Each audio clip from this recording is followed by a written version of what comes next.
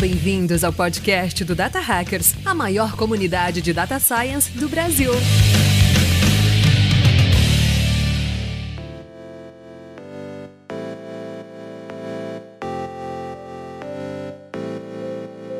Fala, Data Hackers! Sejam muito bem-vindos a mais um episódio do nosso podcast. Eu sou Paulo Vasconcelos e aqui comigo nessa bancada online está ela, Monique FM. Fala, pessoal. Olha, Paulo, tava com saudade de gravar o podcast com os nossos convidados que estão aqui hoje, né? Já falavam que tá em alta inteligência artificial, mas eu acho que é engenharia de machine learning, hein? Pois é, todo mundo falando de NAI, todo mundo falando de LLM e tudo mais isso, e ninguém lembra da galera que tá mantendo as plataformas pra fazer isso tudo rodar, tudo funcionar. Pois é. Particularmente, Monique, o tema que eu gosto bastante aqui, né, na parte de machine learning, machine learning engineering, com tanto a parte de plataforma quanto a parte de otimização de modelos, enfim. Nossa, já tô adiantando um papo aqui, já tô animado com essa conversa aqui, Monique. E sim, pessoal, nós vamos falar, como eu mencionei aqui, sobre machine learning engineering e você sabe que a gente adora trazer empresas que estão usando tecnologia de ponta para resolver problemas complexos, como manter arquiteturas de plataformas, modelos de machine learning em produção. E é claro que para esse episódio a gente trouxe nossos amigos do Grupo Boticário para eles falarem um pouquinho sobre como é que é o dia a dia de trabalho lá, como é que é a vida desse profissional, até para você que está começando na sua carreira aí também, poder se inspirar e entender que habilidade você precisa desenvolver. E olha só, sem mais delongas, já vou trazer aqui os nossos convidados aqui pro papo, começando pela Marcele Chiriboga, que é gerente de Data Science de lojas e franquias lá no Grupo Boticário. Como é que você está, Chiriboga? E aí, pessoal, um prazer falar com vocês aqui hoje. Inclusive, já ouvi muito vocês, eu conheço de longe, principalmente a voz aqui do Paulo, aprendi muita coisa. Olha aí, agora você vai achar estranho, Marcelo, que você vai ouvir a sua voz no episódio do Data Hackers. Pois é. Sensacional. Com a gente aqui também tá o Lucas Eduardo Vitnevski, que é gerente de Data Science de Tech Corporate. Como é que você tá, Lucão? Tudo certo com vocês, galera? Tô muito animado aí pra bater um papo sobre engenharia de machine learning. Muito bom. E por fim, tá com a gente aqui o Rodrigo Lucchesi, que é gerente de Data Science de demanda e RGM. Tudo certo, Rodrigo? Oi, pessoal. Tô com um sorriso aqui de ponta a ponta, visto essa introdução ao vivo do Paulo e da Monique. Não posso dizer que eu sou tão fã quanto o Matheus Garibaldi, que veio aqui na última gravação, que é o fã número 1 do Data Hackers, mas eu também, enfim, fico bem empolgado aqui de estar com vocês. Pô, o Garibaldi é quase membro fixo aqui da nossa bancada. Já deve estar no 3º ou 4º episódio que participou com a gente aqui no Data Hackers. É uma pessoa que a gente gosta bastante também de trazer aqui nas nossas conversas. É muito bom, pessoal. Olha só, antes desse episódio começar, vocês já sabem que esse podcast aqui é trazido pelo Data Hackers, o maior ecossistema de profissionais de dados e inteligência artificial do Brasil. Se você ainda não conhece a gente, se é o primeiro episódio que você está ouvindo falar do Data Hackers, dá um pulinho lá no datahackers.news para você conhecer as outras formas de conteúdo que a gente traz para a comunidade de forma gratuita e aberta para você. Tem podcast, tem newsletter, tem blog, tem nossas redes sociais, nossa, coisa pra caramba para você conhecer, que não daria no tempo aqui de um episódio. Mas fica o convite para você conhecer lá depois e seguir a gente na sua plataforma de podcast favorito, Spotify, Apple Podcast. Já segue a gente aí para não perder nenhum episódio. Semanalmente a gente tem aqui notícias, tem aqui episódios legais surgindo para você. Beleza? Então vamos embora para esse episódio.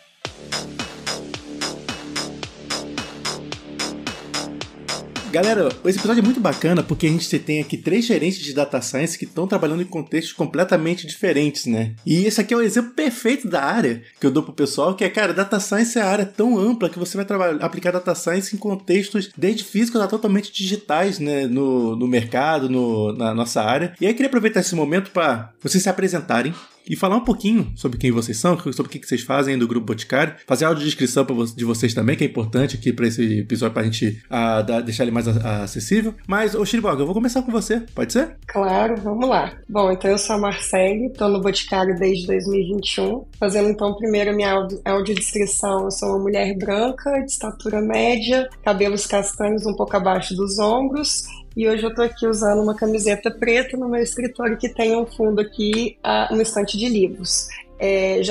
Aqui no GB eu já trabalhei na área de venda direta, e-commerce marketplace de NAI, e hoje eu tô atuando em lojas e franquias, com o intuito de desenvolver soluções para a gente apoiar as consultoras em como alavancar as vendas nas nossas lojas. Olha. E ver a performance das nossas franquias. Muito, muito legal. Lucão, e você? Fala um pouquinho aí sobre você e seu trabalho aí no GB.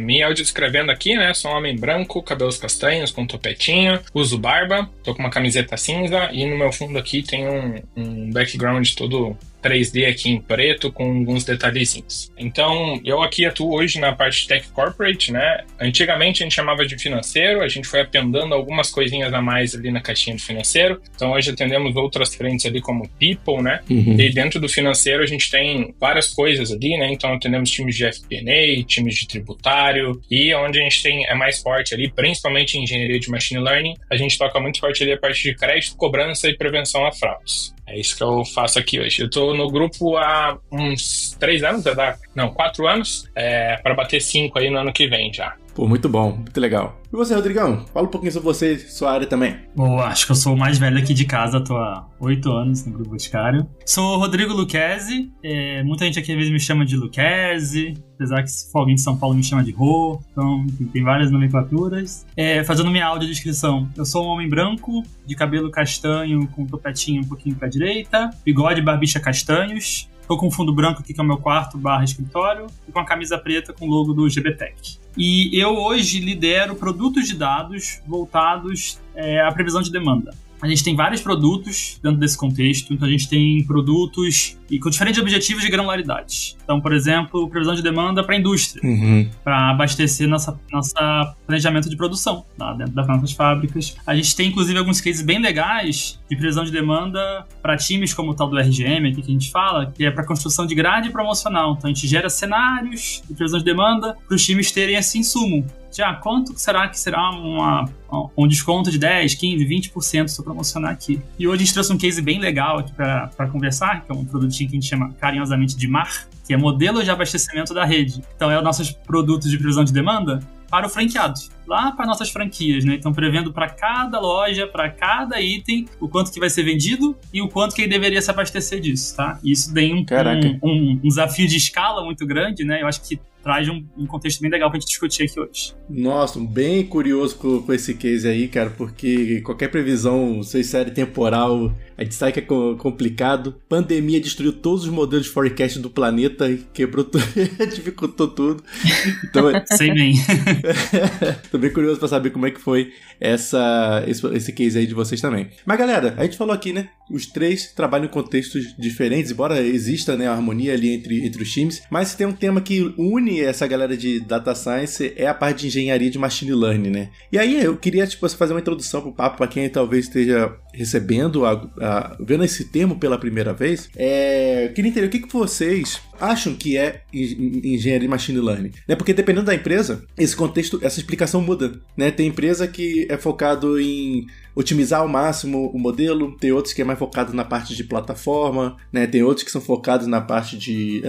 abre também a parte de governança, compliance, legal e tudo mais. E aí eu queria ouvir de vocês, o que vocês acham, qual a definição de vocês da área de engenharia de Machine Learning, como que isso está ligado com o dia a dia de vocês. Quem quer começar aí? Posso falar. Eu enxergo o Machine Learning muito como se tivesse nascido na IA tradicional e é muito elo ali mais computacional, né? O engenheiro de Machine Learning, pelo menos aqui no GB, ele é o papel muito responsável ali para fazer o deploy dos modelos, das soluções. Então, como que a gente vai entregar a solução que muitas vezes é o cientista de dados que desenvolveu, como é que a gente vai disponibilizar para aquela solução ser consumida, ser plugada ali na ponta. Então, ele tem muito um olhar em otimização de código, a gente vai olhar com que frequência que a gente vai rodar ou não, a gente tem que ter a parte de monitoramento para a gente saber que está tendo um drift, está no momento talvez de retreinar, porque teve algum tipo de mudança de comportamento. Acho que complementando, acho que a Marcele deu aqui um contexto de como pode ser um trabalho plural, assim, e isso é verdade, e até por isso que eu acho que hoje é uma skill, assim, muito requisitada no mercado, né? Acho que até vale explicitar que, quando a gente fala de Machine Learning, muitas vezes você pensa já de cara no algoritmo, né, de Machine Learning, e sim, ele é talvez o core aqui de tudo que a gente fala. Acho que é importante deixar muito claro que isso que a Marcele traz é um olhar de projetar sistemas de Machine Learning, e entender que o algoritmo é uma parte disso, mas aqui a gente de fato tem atuação, né, do engenheiro de Machine Learning no olhar inteiro, assim, desse sistema de Machine Learning, né? Então muito com a abordagem de MLOps. Então, tem o algoritmo no centro, mas a gente tem a camada de dados, que tem muita atuação ali, vários pontos que a Marcele trouxe. Tem a camada de infraestrutura, de feature engineering, em alguns casos, de alguns produtos, até feature store, então até features já centralizadas e democratizadas e compartilhadas entre produtos. Camada de avaliação e monitoramento, de implementação e produtização. Então, de fato, é um cargo, é uma skill assim, que ajuda bastante, bem cross, dentro do contexto de machine learning. Boa, acho que eles falaram muito bem aqui, vou dar meus 2 centavos. Eu acho que esse cargo em específico, né, tem um papel muito importante aqui, principalmente na governança, né, quando a gente fala de governança e monitoramento. Né, o cientista de dados aqui, ele acaba um projeto, depois isso basicamente vira uma responsabilidade do engenheiro ali, né? Então, se vai processar, se não vai, então é muito do engenheiro ali também estar olhando, tá dando essa governança do projeto, né? Assim como o Lucas falou ali também da parte das features, né? Então, acho que tem todo um lance de custo aqui também, né? Então, da pessoa cuidar em relação a quanto esse processo está custando aqui pro GB, né? A gente se preocupa muito com esse viés também, né? Então, acho muito interessante que a pessoa tem que ter daí todo esse viés também, fora que ele precisa entender um pouco de data science, um pouco mais de programação, né? Entender dessa parte de deploy e tudo mais. Excelente, cara. É uma área que eu mencionei já, né? Eu gosto bastante da área de dados, a parte de Machine Learning Engineering, MLOps também, né? Por conta de criar justamente essa estrutura que ela é resiliente, escalável, né? Então, é um tema que também acho muito interessante. E vocês já falaram um pouquinho, né, de algumas tecnologias, até frentes que vocês tocam aí, né, desde compliance e segurança até questões de plataformas como Feature Stores e tudo mais. Como é que é um dia a dia normal, assim, de quem trabalha com engenharia de machine learning no GB? Que tipo de projeto vocês tocam, assim? Que tipo de frente vocês atuam no dia a dia? Quem pode compartilhar um pouquinho? Posso começar falando aqui. Hoje aqui dentro do meu time, né, como eu falei ali, a parte mais forte que a gente tem aqui hoje é a parte de crédito, cobrança e prevenção a fraudes. Talvez aqui o meu mundo seja um pouquinho diferente do Lucas e da Marcele aqui, né? Que hoje eu tenho uma extrema necessidade de entregar projetos que são online, né? Onde a gente tem que dar o predict ali dos modelos em tempo real. Mas basicamente hoje a gente tem os representantes, né, que são as pessoas que revendem os nossos produtos ali na PF, e elas têm um crédito associado ao Grupo Boticário para fazer compras de produtos. E esse crédito, quem faz toda a análise do crédito, modelagem, né? Modelagem disso tudo, né? Majoração do crédito depois, se a gente vai subir ou não o crédito dela, igual quando você tem um cartão de crédito e você vai receber um pouco a mais de limite, tudo isso quem faz aqui dentro do meu time, né? Então, para todos esses processos que eu citei aqui, né? A gente precisa muito de uma stack que funcione 24/7 e em tempo real, né? Porque quando alguém vai fazer o cadastro, eu não posso esperar até o próximo dia para decidir se ela vai liberar o crédito ou não. Quando alguém está fazendo uma compra, eu não posso demorar 2 dias para saber se a pessoa tem uma possível fraude ali naquela compra ou não. Então, aqui, né, eu trabalho muito em projetos quando a gente fala de engenharia de machine learning em tempo real. Então, a gente tem muitas APIs aqui, né, que a gente roda tudo em Cloud Run. A gente usa muito a Feature Store ali para usar o online prediction ali da Feature Store para ela poder ser usada em tempo real. Então, hoje, o meu dia a dia é mais nisso, né? A gente toca os projetos aí quando fala um pouco mais de data science, né, a gente tem projetos um pouco mais longos ali, né? A cada 3, 6 meses ali a gente solta um modelo. E aí, a parte de engenharia de machine learning é muito voltada para essa parte de online prediction aqui, né? Onde a gente precisa devolver os modelos em tempo real ali. E acho que até complementando, é legal ouvir aqui o Lucão, que ele falou, talvez a minha realidade seja diferente. E é bastante diferente. E acho que mostra um pouco disso que a gente falou, né? Como o trabalho do MLE pode ser bem plural aqui, né? Então, para minha realidade, a gente está falando aqui de modelos de forecast, eu já dei até um pouquinho de spoiler, né? A gente tem um grande desafio de escala e é menos dessa questão de, garantir que o modelo está disponível 24/7, né? Até porque a nossa necessidade, enquanto previsão de demanda,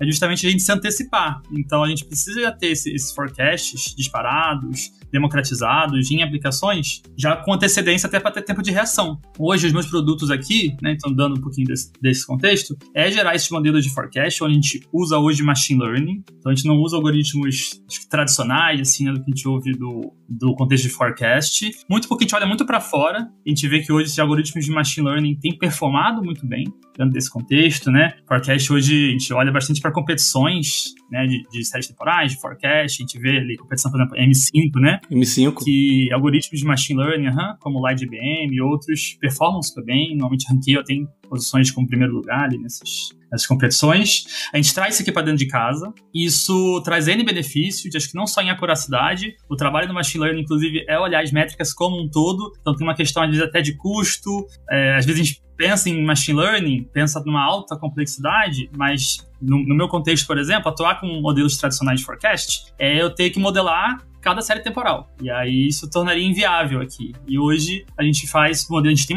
uma quantidade boa de modelos, a gente faz modelos para cada uma das franquias. E para cada franquia a gente divide em alguns grupos de produtos. Isso gera em torno de 35 mil modelos só nesse tema aqui, só nessa parte de previsão de demanda para as franquias. Então, como eu falei mais cedo, né? Acho que a questão de escala, eu ter que fazer a manutenção de um modelo versus 35 mil é bem diferente, traz mais desafios, mas também tem vários ganhos aqui quando a gente fala de acuracidade, de capturar melhor comportamento de cada uma das franquias, de eu poder fazer otimização de hiperparâmetros mais adequadas para cada uma das realidades. Então, isso necessita de um bom arcabouço aqui do MLE para garantir que a gente faça isso de maneira escalável. Ô, Lucchesi, é bom você falar sobre isso, porque quando a gente estava falando sobre a pauta lá atrás, né, uma das coisas que vocês também se preocuparam, tudo bem que a gente está falando aqui sobre essa engenharia de machine learning, e a gente tem uma necessidade hoje, talvez do nosso público, ou talvez das pessoas hoje que trabalham com inteligência artificial, ou querem atuar dentro dessa camada, de sempre querer saber um pouco mais sobre a AI generativa, já chegar na AI generativa, sem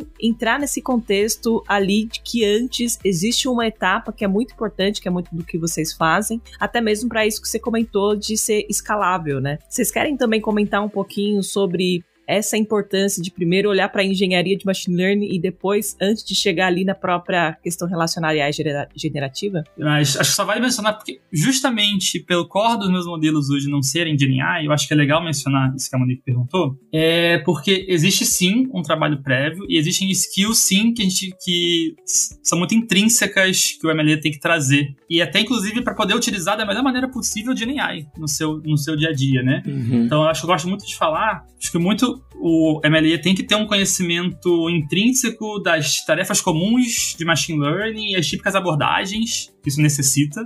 Isso ajuda justamente, né, em tempo de GenAI, você fazer bons prompts, você avaliar os resultados do que está sendo gerado ali, você ser crítico, então você usar isso para o segundo pilar, que é de produtividade, né? Então, você também ter essa habilidade de como você incorporar isso no seu dia a dia, isso é muito importante. E acho que outro ponto também é a questão de priorização de métricas. Eu acho que no momento que você usa a GenAI para ser mais produtivo, acho que você... E aí não vai nem só para o MLE, né? Para o cientista, para todo mundo em dados, né? Você ter muito claro como linkar requisitos de negócio com as suas métricas, acho que isso faz também você ser mais crítico, né? Tipo, ali você ganha produtividade em documentação, em geração de código. Mas você saber que métricas você precisa alcançar, que às vezes não é só performance de modelo, é em questão de custo, às vezes o que a GenAI está te sugerindo realmente traz um custo maior, ou não gera todas as linhas necessárias, né? Às vezes, tipo, tem nulos. Então, esse olhar crítico de métricas de sucesso também é uma habilidade muito, muito essencial aqui, antes mesmo de você, enfim, já estar atuando com GenAI. Queria só complementar o Lucchesi com relação às competências adicionais que a gente enxerga no perfil de MLE. Com relação às frentes que a gente tocou até então, o que a gente observou é que em GenAI a gente não tem muito uma ferramenta padrão, né? Tudo muito novo, tudo evolui muito rápido. Sim. E o que a gente observou é que nesse contexto em específico, conhecimentos em desenvolvimento de software ajudam demais. Conhecimento de integração, como que a gente comunica e cria APIs via API, conhecimento de broker, conhecimento de cloud, uma batalhada de coisas, né, gente? Então é muito de um dia a dia de um engenheiro de software, muitas vezes, agregando com conhecimento de Generative AI. Então ele tem que saber trabalhar tem que saber é forte, né? A gente vai aprendendo em conjunto, a gente vai aprendendo aqui também. Mas eu acho que é muito do conhecimento de trabalhar com banco de dados vetorial, embeds, LLMs, então acaba sendo um perfil um pouco mais parrudo nesse contexto. Muito bom. Ô Marcele, e eu costumo brincar aqui com com os amigos, com o pessoal da área, falando que MLOps e MLE antigamente, a gente tava ali criando plataforma, criando modelos, MLOps, toda uma cultura e tudo mais. E aí eu digo que a chegada da IA generativa foi igual o castelo do Drácula no Castlevania. Quando você acha que chegou no final, vira tudo de cabeça pra baixo, você tem que começar tudo de novo. Exatamente.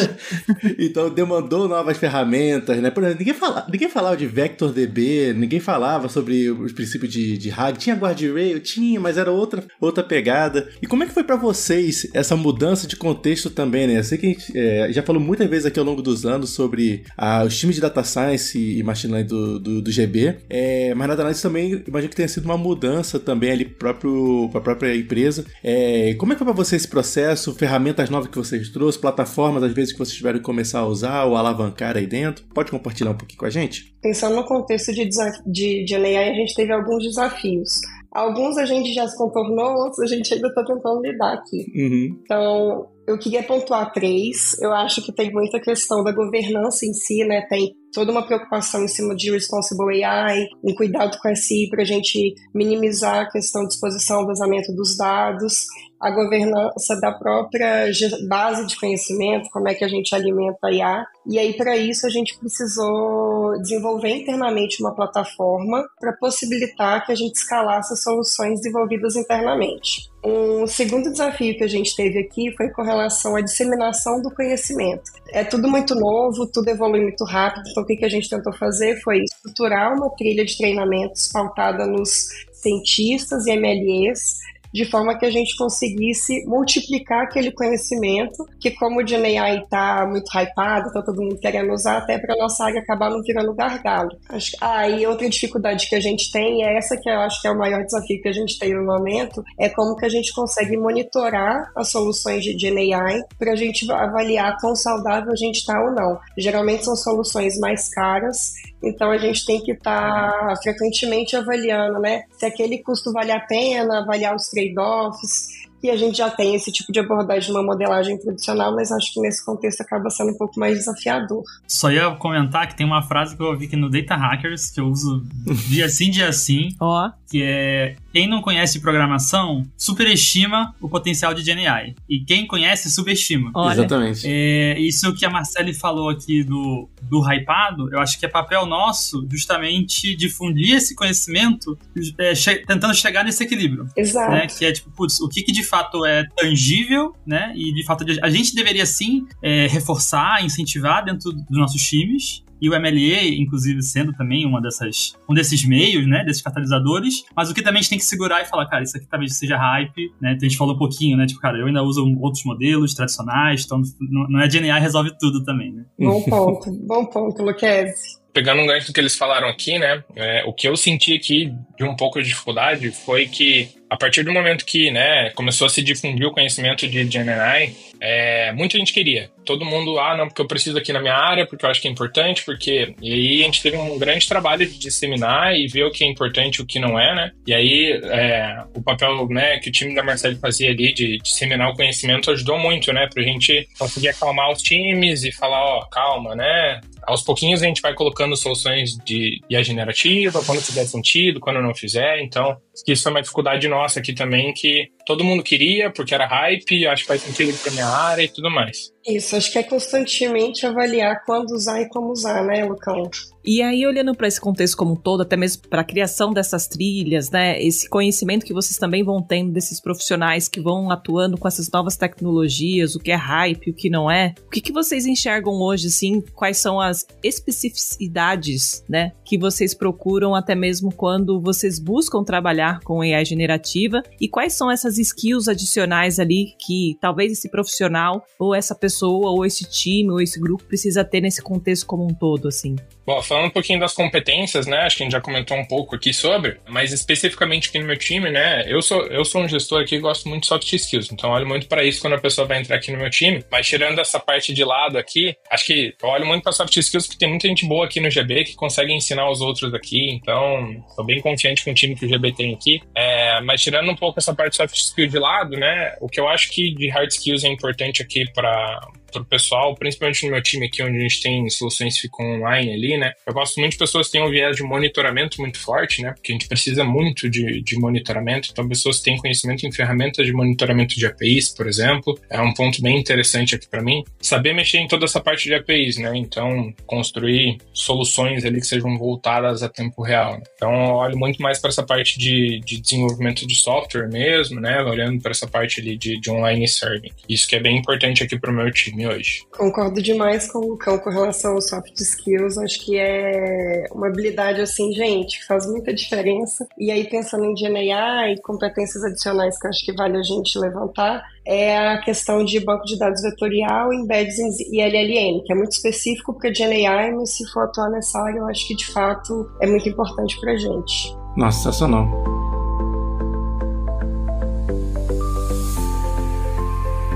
A gente falou de algumas ferramentas aqui também, né?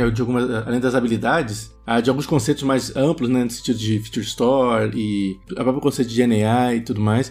E uma coisa que eu gosto bastante de conhecer, pessoal, é a stack que os times de dados estão utilizando no dia a dia. Tem as ferramentas que estão utilizando no principal. Também não precisa ser a nível de tecnologia em si, né, específico, né? Eu uso tal ferramenta e coisa assim. Mas eu gosto muito de conhecer as stacks mesmo de ML das empresas. Tem gente que gosta muito de usar muito, por exemplo, a VectorDB OpenSearch. Tem gente que prefere outros tipos de VectorDB de vendor. A parte de Feature Store, a gente prefere construir a sua do zero. E como é que foi para vocês assim? Vocês mais alavancaram features que já existem, fornecedores que já existem, ou vocês tiveram que criar muita coisa do zero também, assim, por conta da especificidade dos projetos, assim, que tem dentro do GB também? Como é que foi esse desafio? Mas falando um pouquinho dessa parte de stack aqui, né, que a gente tem, eu acho que, de novo, né, falando muito específico do meu time, teve muita coisa que a gente teve que criar do zero aqui, né? Então, todo o nosso sistema de APIs aqui, né, a gente cria de uma maneira que fique eficiente, né, porque a gente não pode demorar aqui, a gente está falando de menos de 1 segundo, milissegundos aqui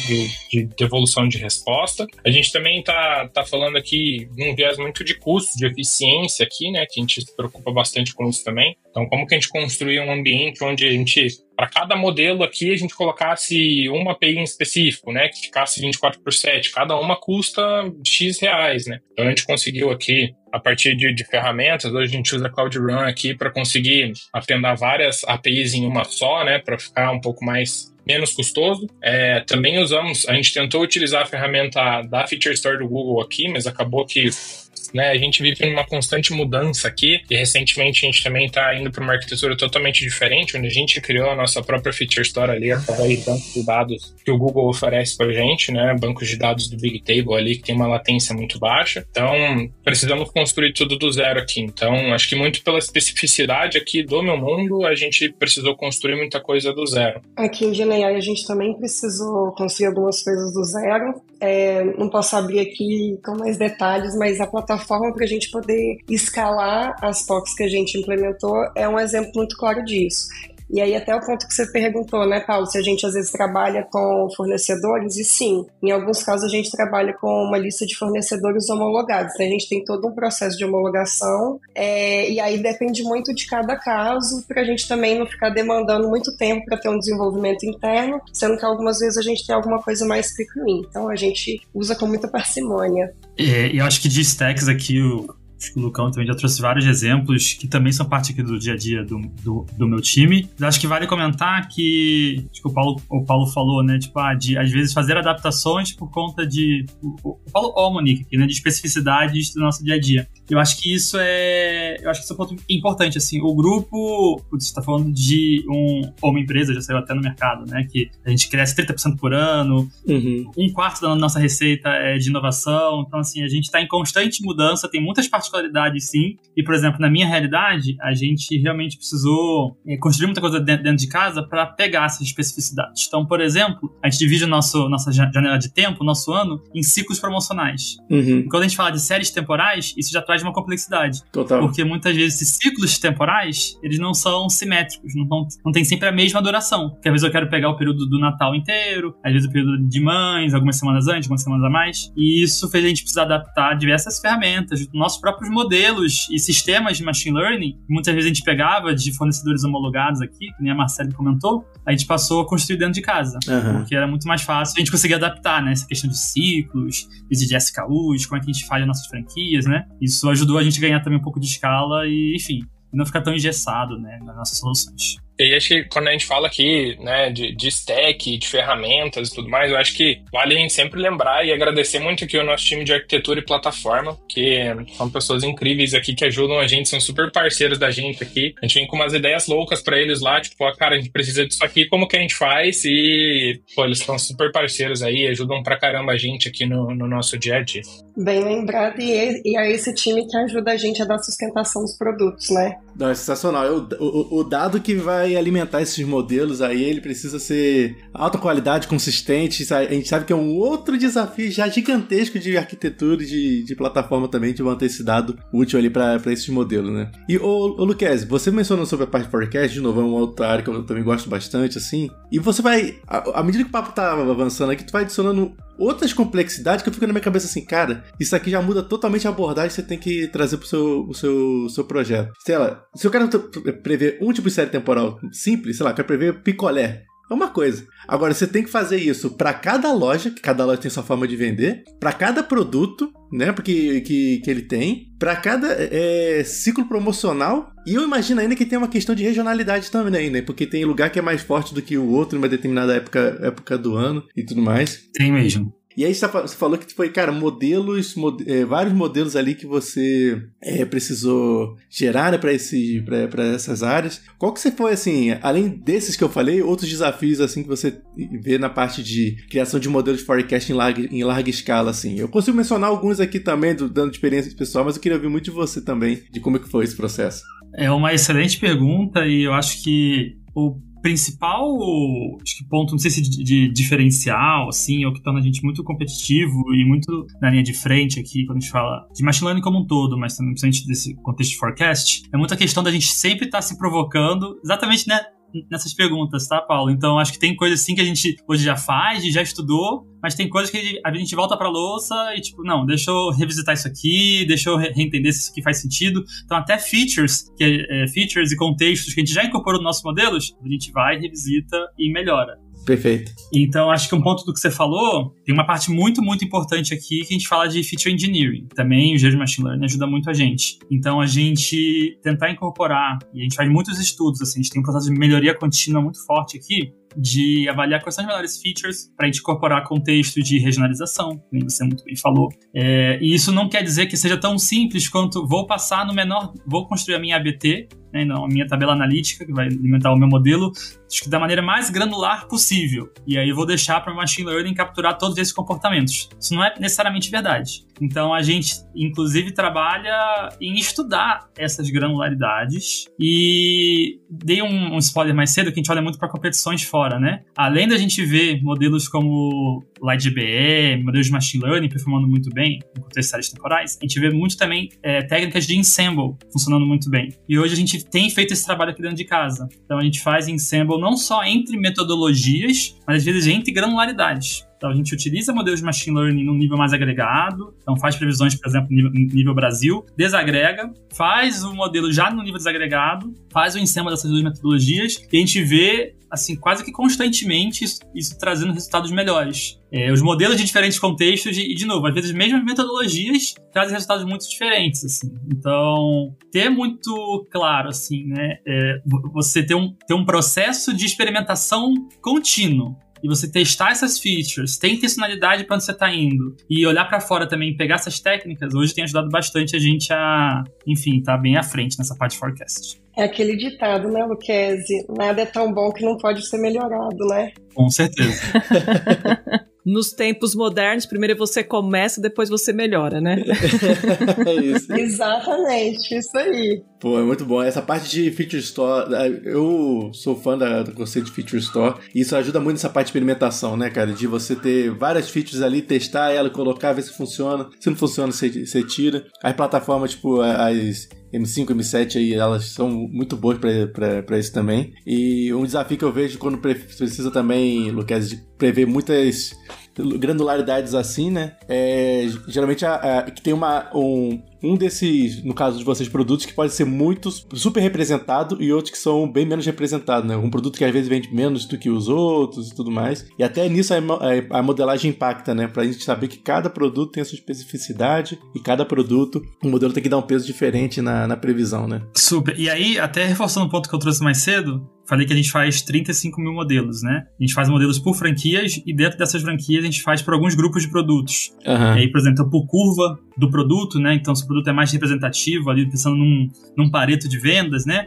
Ou menos representativo. E isso também é importante, Paulo, justamente para capturar esse comportamento dos itens, né? A gente sabe que o Machine Learning é excelente para capturar padrões e comportamentos. Sim. Mas justamente por isso, às vezes, ele pode criar um viés, né? Então, o comportamento de um item curva A, ele é diferente do curva C. E a gente via, de novo, experimentações contínuas e rápidas, não quer dizer que seja óbvio que, para o seu contexto, não, preciso fazer 35 mil modelos ou preciso ter um modelo só. Acho que vai muito de experimentação. A gente foi testando isso e foi vendo que, putz, essa separação em grupos de produtos ajuda a capturar melhor os comportamentos sem deixar um enviesar o outro. Então, é bem que você falou, né? Tentar capturar esses comportamentos e o Machine Learning ajuda muito a gente nesse sentido. Que legal. E aí, eu vou fazer uma pergunta para Marcele, mas também vocês podem também responder, porque aqui, por exemplo, no Data Hackers, toda semana a gente, principalmente com Data Hackers News, Paulo pode até dizer melhor sobre isso, a gente tem uma enxurrada de atualizações, de soluções, de ferramentas, muita coisa acontecendo que muda, assim, questões às vezes nem de meses, questões de semanas. E aí, Marcele, o que eu queria entender contigo é o que você consegue, como você consegue, principalmente, se manter atualizada diante de tantas novidades. Acho que também tem uma expectativa também, principalmente dos profissionais que estão junto com você, do que utilizar, o que vai ser utilizado, o que vocês vão produzir, o que vocês vão criar de novo, ou uma nova plataforma, ou algo nesse sentido. Como que você consegue, também estendo essa pergunta para os demais aqui, se manter atualizada a tantas novidades que a gente vem acompanhando aí no mercado? Beleza, excelente pergunta, Monique. Então, quando a gente fala de GenAI, a gente tem alguns fóruns para tentar fazer esse tipo de atualização. A gente tem as guildas, que são encontros às vezes semanais, às vezes quinzenais, em que participam os engenheiros e cientistas que têm interesse no tema de GenAI.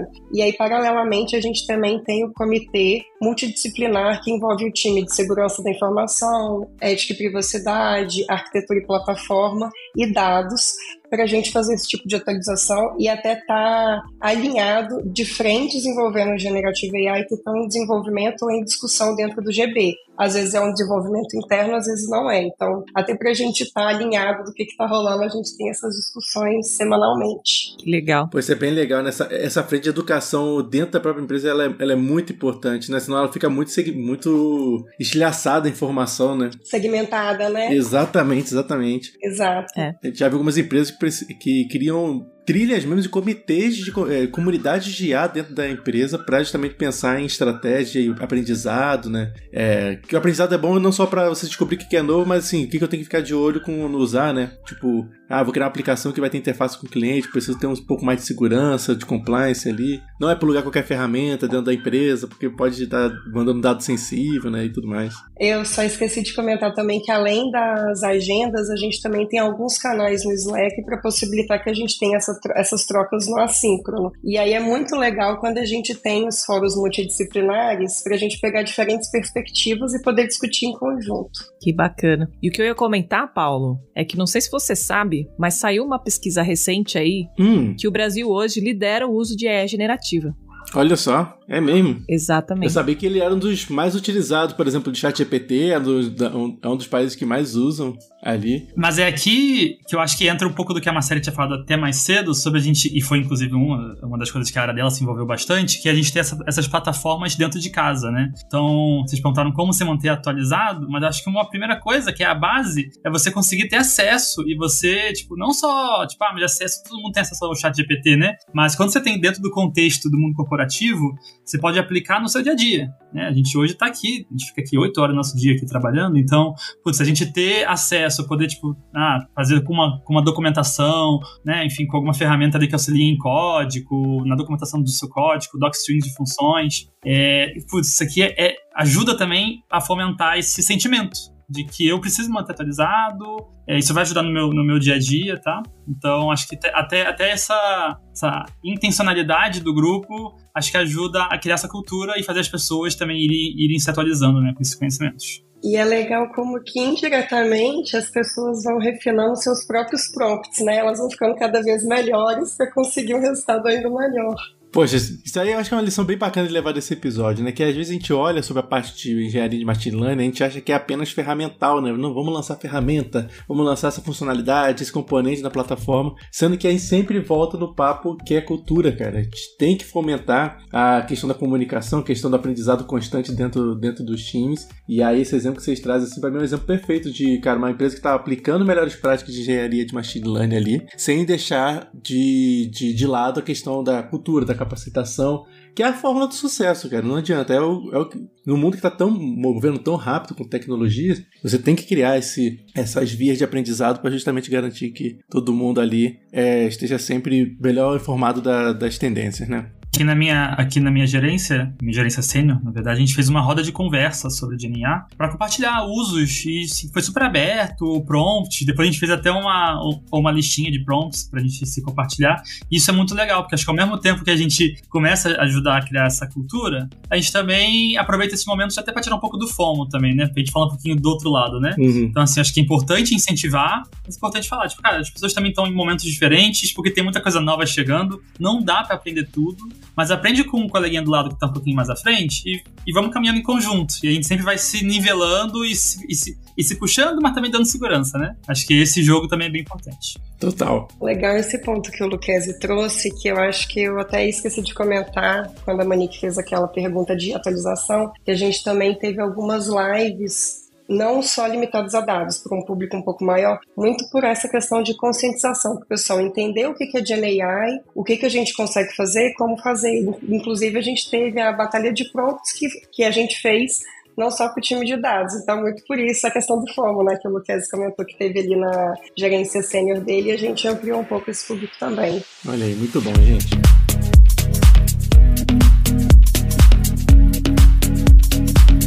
Pessoal, um baita episódio hoje pra vocês aí. A gente espera que vocês tenham curtido essa conversa. Eu adorei conhecer um pouquinho mais sobre projetos que o pessoal do GP tá tendo. Vai ter novos episódios aí também. Já deixa aqui nos comentários o que vocês querem que a gente fale com eles, né? O que vocês têm dúvida aí. Cara, tem uma das maiores empresas do Brasil aqui. É a oportunidade de você pedir aí pro Data Hackers um tema que você quer que a gente traga aqui com eles. A gente monta um podcast aqui também pra falar e aprofundar nesses papos. Queria agradecer muito aqui, né, Monique, a presença dos nossos convidados aqui, que sem eles a gente não teria essa conversa linda e rica aqui também. Marcele, muito obrigado pela presença, muito obrigado pelo seu tempo. A gente sabe que você tá passando aí por uma gripe aí, mas você esteve aqui também, mesmo assim, compartilhando seu conhecimento. A gente agradece demais aí pela sua presença aqui hoje. Eu que agradeço, gente. Inclusive, esqueci de comentar esse ponto na minha audiodescrição e pedir desculpas pela voz aqui, que sei que não tá muito legal. Não, que isso, foi ótimo aqui a conversa. Inclusive, Marcelo, deixa aí sua mensagem final pro pessoal, suas redes sociais, se você quiser deixar para as pessoas te seguirem, acompanhar você, o pessoal te encontra em algum lugar, ou você é mais low profile, fica aqui mais na minha?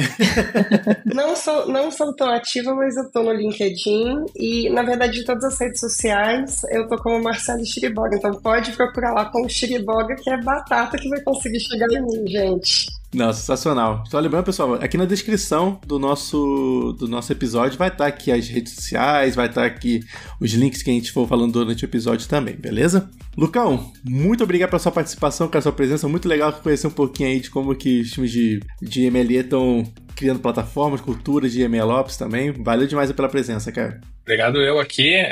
Tô passando por uma obra em casa, então, né, se foi uma furadeira ou outra aí no meio, peço perdão. Mas muito obrigado. Um prazer imenso aqui de estar participando do podcast. Também vou compartilhar com vocês aqui meu nome. Basicamente, meu sobrenome é esse, vocês vão me achar. Então, Lucas Vichneves, que aí vocês me acham facilmente aí no LinkedIn. Bem simples. Só Vichneves, tranquilão. Até eu me perco na hora de escrever, então...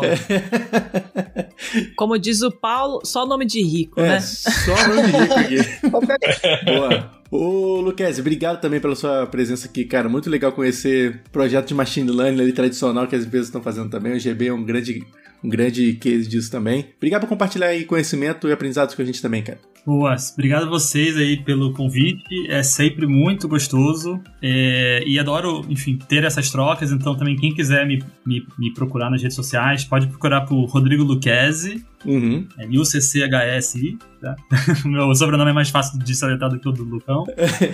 E fico super à vontade, seja pra falar de forecast, seja pra tirar alguma dúvida sobre o grupo. Acho que todos nós aqui, o grupo justamente incentiva muito essa cultura. Não à toa a gente tem algumas participações aqui, né, no Data Hackers, aqui, com Monique e Paulo, justamente porque a gente entende que no contexto que a gente está de dados, existe uma comunidade e, como eu até comentei, né, a gente olha muito o que está sendo feito para trazer de boas práticas para dentro. Então também é importante a gente retroalimentar isso, né? Então, total. Digo também que fica o convite, quem quiser conversar um pouquinho mais, pode procurar. Excelente, gente. Muito obrigado pela presença de vocês. Agora que esse episódio terminou, pessoal, dá um pulinho lá no datahackers.news, inscreve na nossa newsletter, conheça as outras formas de conteúdo que a gente traz para a comunidade. Como o Lucchesi falou, tem muito episódio que a gente já fez com a galera do GB, que já falamos sobre tudo que você pode imaginar aqui. Então, depois desse episódio, dá um Google aí, ou pesquisa aí na sua plataforma de podcast favorito, Grupo Boticário e Data Hackers, que tem muito conteúdo bacana que a gente já conversou aqui também, para você ficar ciente aí de outras frentes que eles tocam também com maestria.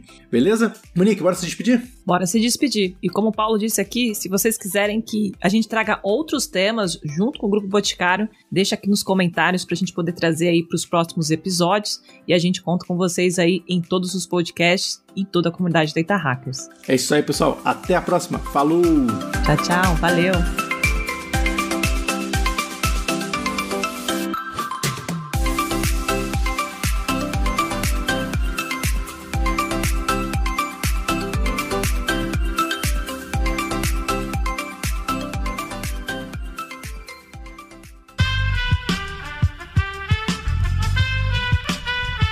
Esse podcast foi editado por Aerolitos Edição Inteligente.